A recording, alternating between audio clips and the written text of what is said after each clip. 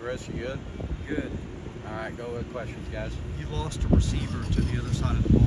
I don't know if it's temporary or permanent or what. Maybe you don't know either. But how much of that is your two freshmen stepping up and making a lot of plays in camp? Well, I think it's kind of all the above. I think we have depth in the receiver room, and Davion, of course, is a really good receiver and a good football player, but a really good athlete, one of the best athletes we have on the team. And so naturally, we want to find a way to get our best players involved either side of the ball. And there's no question between London and Junior and the young guys that came in have shown the ability to make plays, and you kind of know that in the recruiting process with their athletic ability and all that. But as a freshman, it's more about how fast can I learn the playbook and the schemes and what you're really trying to do. And the exciting part about those two is they're talented kids, but they're really smart football players. They really understand what we're doing, and still got a lot to learn, but they're ahead of the game from a maturity standpoint and age standpoint. And so you're exactly right. That helped be able to make that decision. What were kind of your key takeaways from the offense's performance in scrimmage?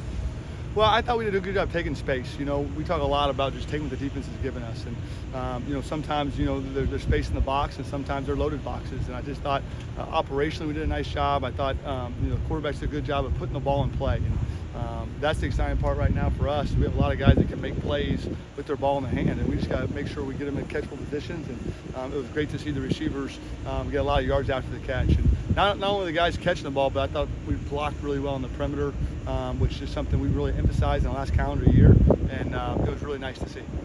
It seems like, it's early, but Walter Taylor seems like he's making a little bit of a move. What do you think he's improved or showed you guys during camp? Well, I think first is just understanding the offense, right? He's still a young player, and he came in as a true freshman, didn't get much action, and it was kind of a scout team guy. So got his feet wet in spring, and now through the first couple weeks of fall camp, he's progressing. He's a talented kid. You guys have seen that, so we're really excited about him and his future, and it's good to see him stack some days kind of back to back here, really in the last week. Junior wasn't like super highly recruited, at least in terms of the offers.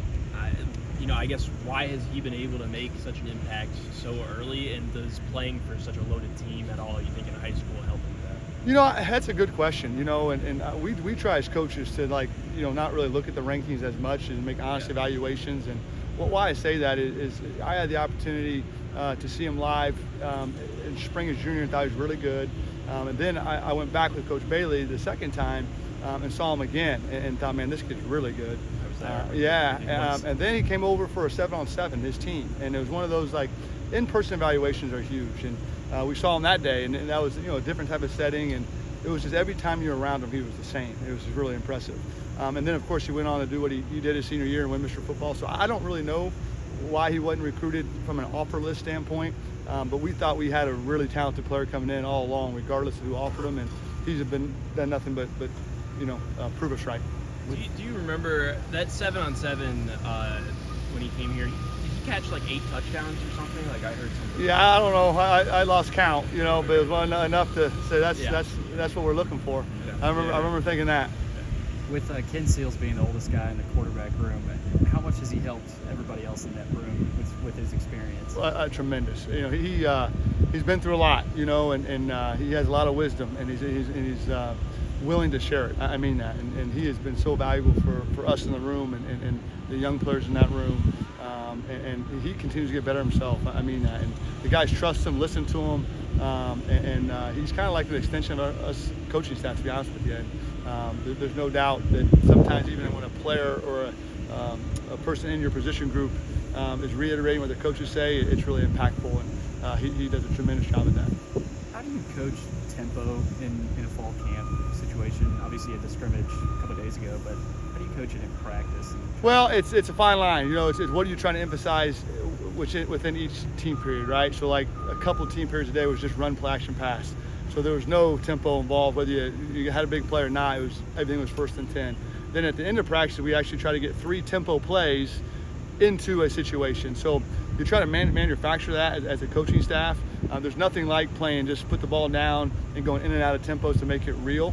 But it's something you want to practice. But when you go 24 periods, you also don't want to kill your guys, depending on what you want to do, throughout the course of practice. So we got to do a good job as a coaching staff and understand how that taxes the guys. But I think Coach Lee does a really good job of managing all that. Do do the new clock rules, like, do you have to teach the team that, or does that change anything? Or since it doesn't actually involve the play clock, is it just kind of? Yeah, it's going to change some things, but not as dramatically as I think people think. And so we're talking through that, but that's really for us as a staff to manage more so than the kids.